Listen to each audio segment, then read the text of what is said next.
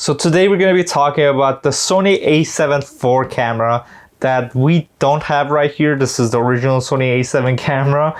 And we're going to be talking about why I have pre-ordered the camera. And I'm also going to be talking about some of the problems that people are having with the camera, such as like the rolling shutter and the APC crop on the 4K. So let's get into it. Okay, so let's talk about the A7 IV. First of all, why did I pre-order it? Even though I already own a Sony A7R III that we're shooting with right here and the A7 camera that we have here. First of all, I just needed a second camera. And the second camera I have is the original A7 camera.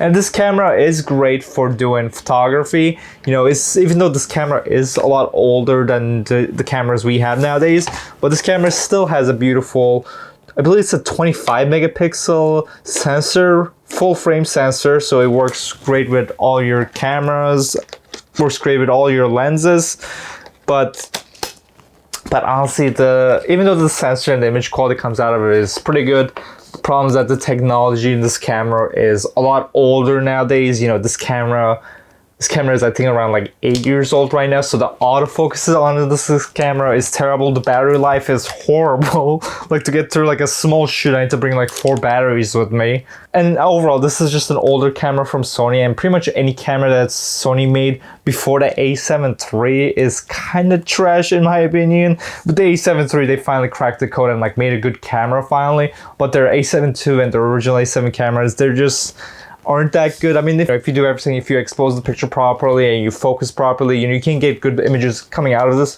You can still get good images with this camera, and I still use this camera a lot for my professional work. But in reality, I just want to upgrade this camera so that with my A7R III, I'll have another good camera with me. Because for doing stuff like portraits, headshot, and fashion, like for those stuff, this camera does well. But when I'm shooting weddings, honestly, this camera just cannot keep up, you know. First of all, you can't use continuous autofocus, you have to use single point autofocus, so whatever. This video isn't about the original A7, we're going to be talking about the A7 IV. But first of all, I made a video previously called, you know, my wish list for the A7 IV, and pretty much everything came true. They pretty much, you know, listened to me. First of all, they gave us the flip screen, which, oh my god, I am so thankful for, because I hate this screen design.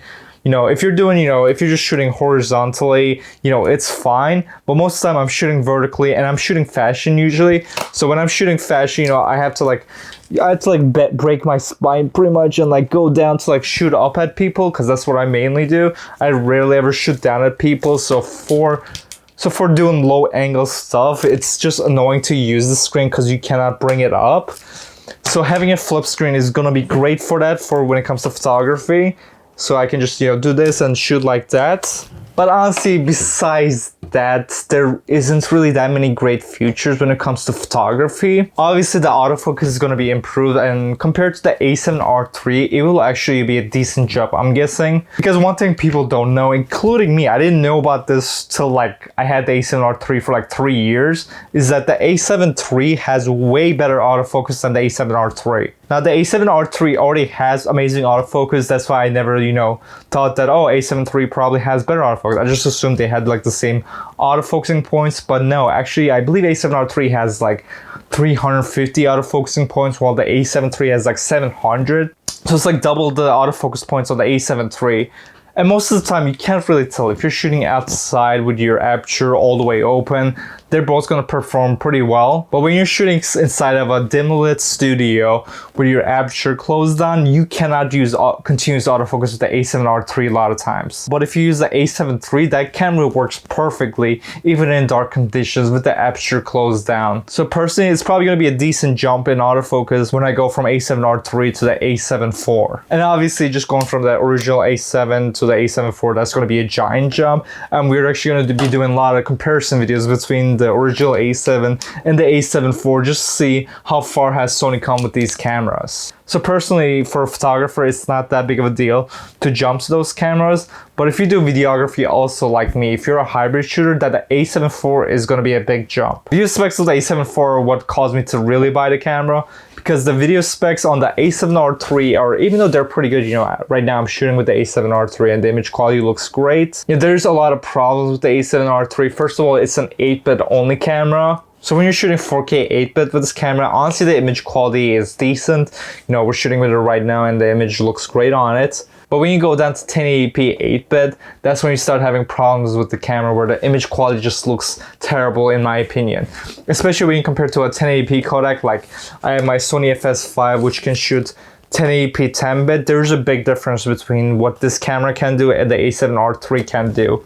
But if you compare the 4K resolution of this camera with the A7R III, you know, they're pretty similar because they're both Sony cameras. So just having that 10-bit 1080p is going to be a big deal because I personally don't like shooting 4K that much. It takes up too much space, it makes the editing process harder, and in my opinion, people just don't look as good in 4K as they do in 1080p because 4K just shows, you know, too much detail in people's skin. Even if you're shooting something like product, you're seeing like if there's any like smudge on the product or anything. I think 1080p just is this good medium of resolution where you have a good enough resolution where it's sharp enough that you can see what you're seeing and it looks fine. But when you go to 4K or even higher, you're just getting too much detail in the image where, you know, you start seeing all the flaws in the image besides just seeing the image itself, you know. Like when you look at a pretty person in 1080p, you just see a pretty person. But when you look at a pretty person in 4K or 8K resolution, then you're like, oh wait, does that person have like a pimple or did they mess up their makeup or hair? You know, you start seeing all the flaws in people. So personally, I like shooting 1080p, but that's why I want 1080p 10-bit because that way we have the 1080p resolution, which I like, but we also get the 10-bit color codec so that we have enough room to do color grading, and also the image itself just looks better in 10-bit. Also, the camera doesn't have that 30-minute recording limit in any of its, you know, video resolutions, which is also amazing, which is one of the reasons why I bought the A7Iv, just because I was like, you know what, I gotta shoot more than 30 minutes, so I need another camera, so I bought this camera because of that reason. And the reason why is the Sony A7R III cannot shoot for more than 30 minutes is just because of all software. Like there's no hardware limitation that stops you from doing it. It's just all software, which I absolutely hate. So let's talk about the 4K 60 frames per second on this camera, which is the main thing people have been complaining about in this camera, is that when you switch from 4K 24 to 4K 60, the camera goes into the APC mode of the camera, which it does suck that the camera does that. I wish it would shoot in full frame, obviously, you know, that's what everyone would want, which this might be controversial, but I do appreciate that Sony gave us 4K 60 in APC mode that's downsampled, so the image quality still looks good out of the camera, instead of just giving us, you know, pixel bending or line skipping where the image quality looks like shit now, but you can shoot in 4K 60 FPS. That's something I truly do appreciate that Sony did, because if it just, you know, deteriorated the image and still gave us 4K 60 FPS in full frame resolution, in my opinion, that would kind of make the 4K 60 FPS kind of pointless. Because if your image quality is going to get worse when you switch over to slow motion, then you might as well just use the 1080p 60 or 1080p 120 frames per second. Because honestly, there's no real reason to use 4K 60 frames per second if it's going to look worse than 4K 24 frames per second. So I do appreciate that. I wish Sony did give us an option of like a 4K 60 frames per second full frame that was, you know, pixel bent or something, where you can still switch to 4K APC mode and get that downsampled resolution, but unfortunately that isn't there. But honestly, I don't care about it that much, because if I'm doing slow motion, I'm trying to emphasize something in the video, so I don't really care if it crops in a little bit. And if I really need that full frame, you know, slow motion, I can always just use 1080p. But it does suck that it doesn't have that full frame 60 FPS. They could have just done it because they didn't want to cannibalize the A7S III, which can do, you know, 4K 60 or 4K 120 frames per second, all full frame. But either way, it is kind of a disappointment that you do have to go into the APC mode. Again, I don't think it's going to affect me that much. I think the main people that are going to be affected by this are going to be people who do real estate video, because if you're doing real estate video, you want your video to be wide as possible, and if you're trying to shoot that in 4K 60 frames per second, it's not really going to be able to feasible to do with full frame lenses. So you're probably going to have to end up buying APC lenses like the Sony 10 to 18mm or the Tamron 11 to, I believe it's 20mm. I could be wrong. But you're probably gonna have to buy one of those lenses just so you can still get that ultra wide angle while still using your A7 IV. Another issue that people have been complaining about is the rolling shutter of the camera, but that's something that, as a videographer, cinematographer, whatever you want to call it, that's something I never personally cared about. Like, who cares? Like, okay, how many times have you guys like watched a movie or even just like a YouTube video where you stopped watching because the rolling shutter was like so bad? Like, that's something that like Like that's something that no one cares about. Your clients are not gonna care about. Your viewers are not gonna care about it. And if you're, you know, a videographer and you're shooting like this, you're just constantly going left and right. You know, like who cares? You know, like if I'm gonna do like a whip pan or something, that's gonna be for like a split second, and that like no one's even gonna notice or like care about it. So rolling shutter is not something I care about.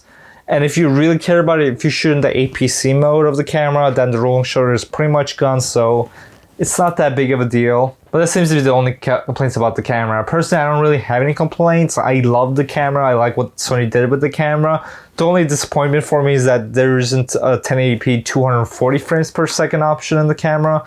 I think that would have been cool to just upgrade the 1080p a little bit more, just so we get more frame rate options, but it's fine. It's not the biggest deal in the world. So once I get the camera, I'm going to do a lot of different comparisons, first impressions, and then reviews of the camera. I'm going to be comparing the camera to the original A7 camera, to the A7R3 that we're shooting with now, and I'm also going to be comparing it to the Sony A7Iv that we have right now.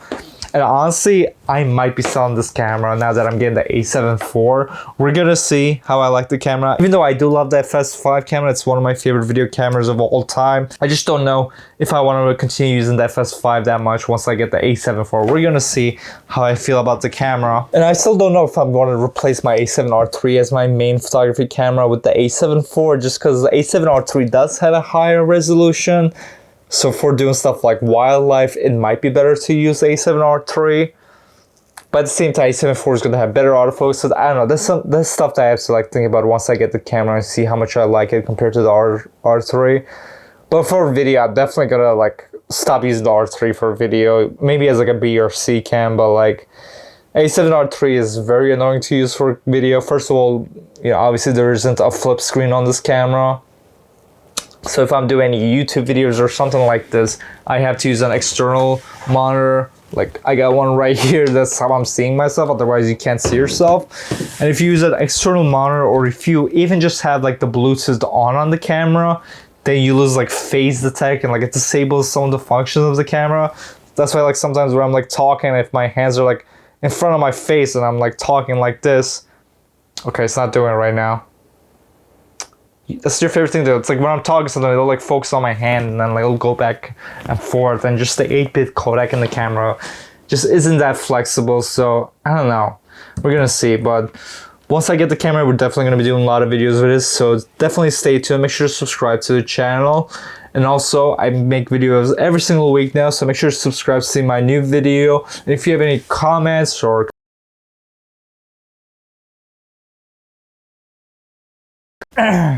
Jesus fucking Christ.